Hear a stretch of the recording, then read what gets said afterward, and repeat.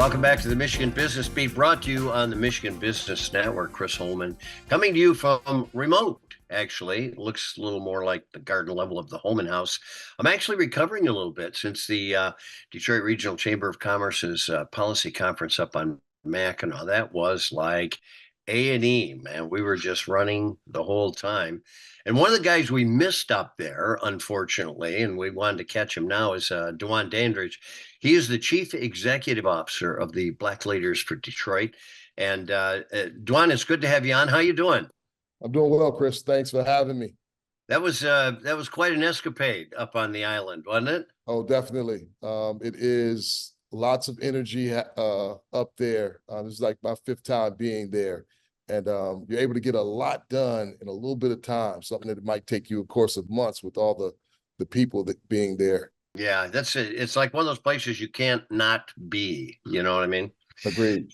So let's let our audience know what Black Leaders Detroit is. Yes. So the way I like to describe us, we are a 501c3, so we're not for profit, but we exist to provide access to capital for Black entrepreneurs that operate in the city of Detroit. We service the nonprofit and the for-profit sector, and we do that primarily with grants and a no-interest loan. Oh, wow. Okay, so you are specifically honed in on entrepreneurs, new business starts, etc. Yeah, so not so much new business starts per se. One of the things that we look for is a business that's been an entrepreneur that's been in business for at least a year. So that's kind of like the starting point. Showing a little bit of profit and actually getting on to what they call second tier, which is, 5 to 50 employees and a million to 5 million or 50 million. Right. Those are big growth areas. Okay, so how has that gone so far? Tell me, and how long have you guys been around? So we are approaching 5-year anniversary in Wow. October. We launched right before all the craziness that 2020 brought us. So we launched in October 2019, and we have been able to distribute $2.9 million to roughly 500 entrepreneurs in that time. And, again, it's grants and no interest loans, but those 500 entrepreneurs are responsible for just around 2,000 jobs, and most of those jobs are held by Detroiters. Wow. Hey, tell me, Dwan, how are you guys financed?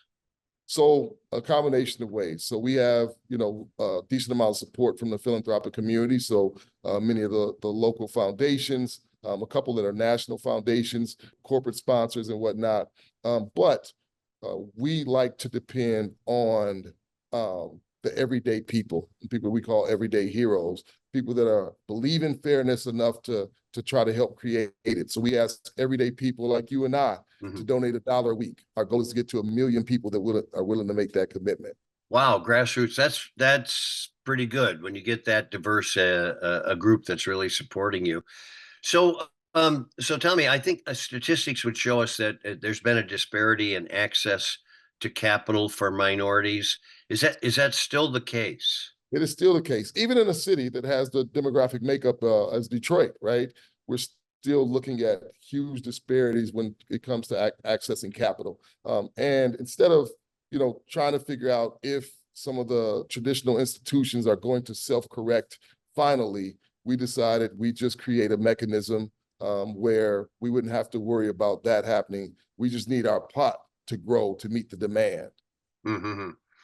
So, Dwan, tell me, who would be like your ideal client? I know we alluded to it, but the one that you feel you put the money in and you're going to get success out of, Yeah, no, that's a great question. So we've had, entrepreneurs from just about every industry you could imagine, from the mom and pop shops, bakeries, barber shops. But we also have had some that are kind of in the innovative space, in the tech space, real estate.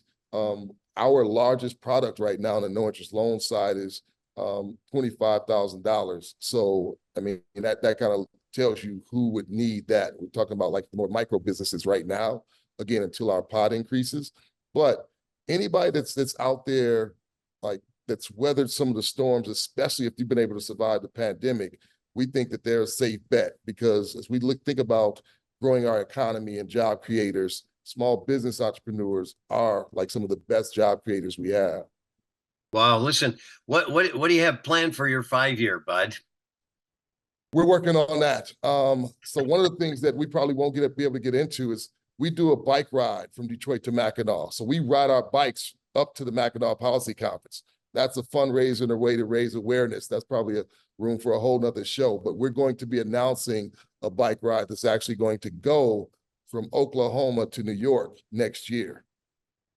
Oh my goodness. So what's the I just want to tell you, I have some empathy for that. I rode the Delmac from Lansing Okay. for 10 times, and So it's you know what one's behind would feel like after taking that adventure, right? I know I had to particularly pay attention to it along the way. Yeah, you're absolutely right.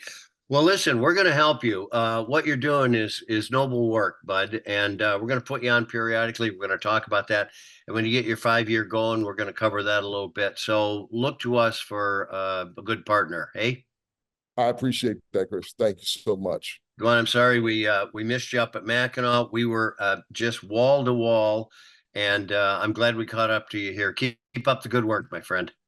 Thank you so much, and I'll catch you next time in Mackinac. You absolutely will. Dwan Dandridge, who is the Chief Executive Officer of Black Leaders Detroit. You've been watching the Michigan Business Beat on the Michigan Business Network. I'm Chris Holman, and we'll be back with more.